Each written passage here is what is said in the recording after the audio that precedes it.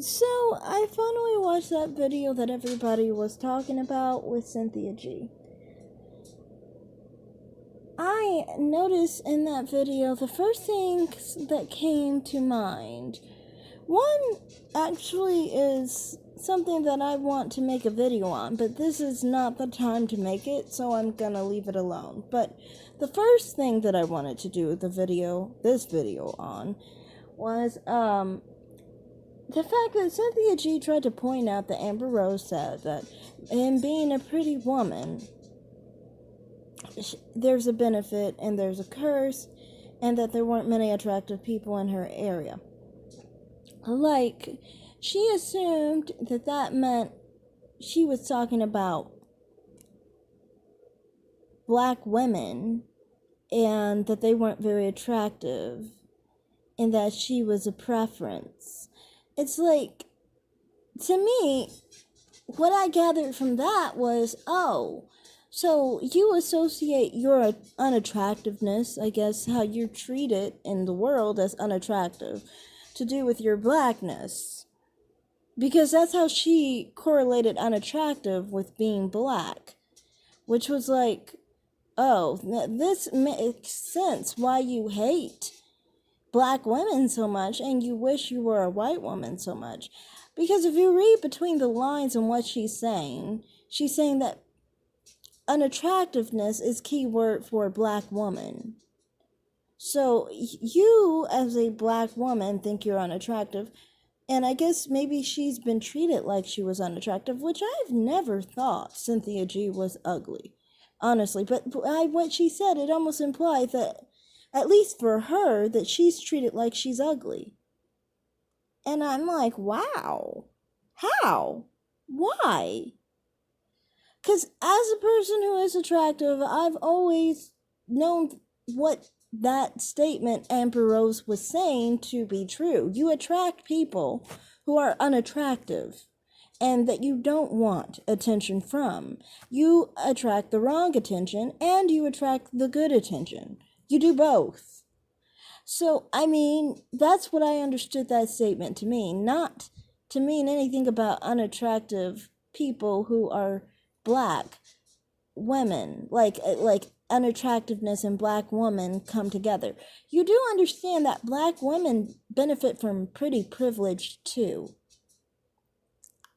There are all sorts of races of women who benefit from pretty privilege. Also, another thing that I wanted to say was, I feel like majorly in her video here, it was mostly her talking about what she would do if she were Amber Rose, not what Amber Rose is going through, nor what Amber Rose perspective is on being black. For example, Amber Rose comes from a family that doesn't touch black people. They don't see themselves as the same race as black people, and they don't marry, they don't breed, they don't have children, they don't have sex with black people. They don't touch black people, basically. And that's how they're taught in that family. She specifically said they can't even come to her marriage, her wedding. They couldn't come because he was a black man.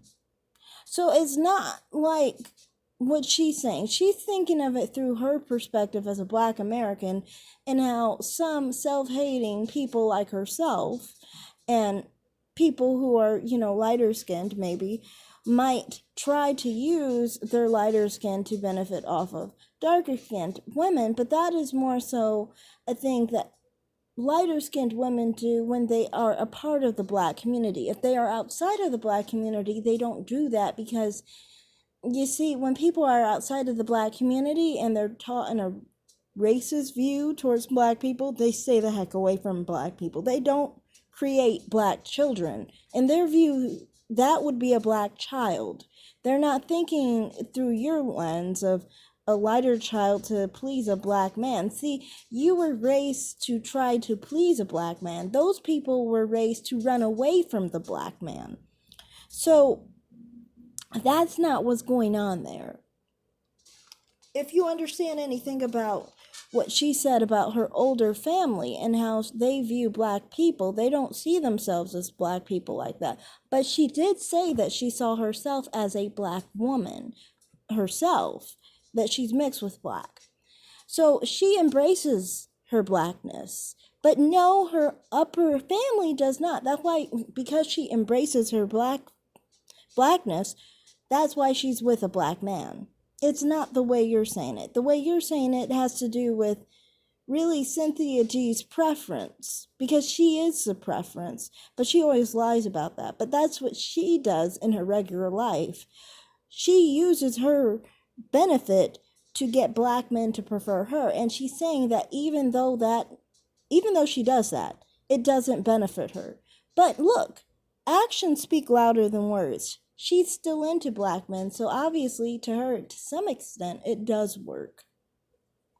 I don't know, and I don't care. I'm not into black men, so this isn't my fight, but that's my take. Thanks for watching. Bye.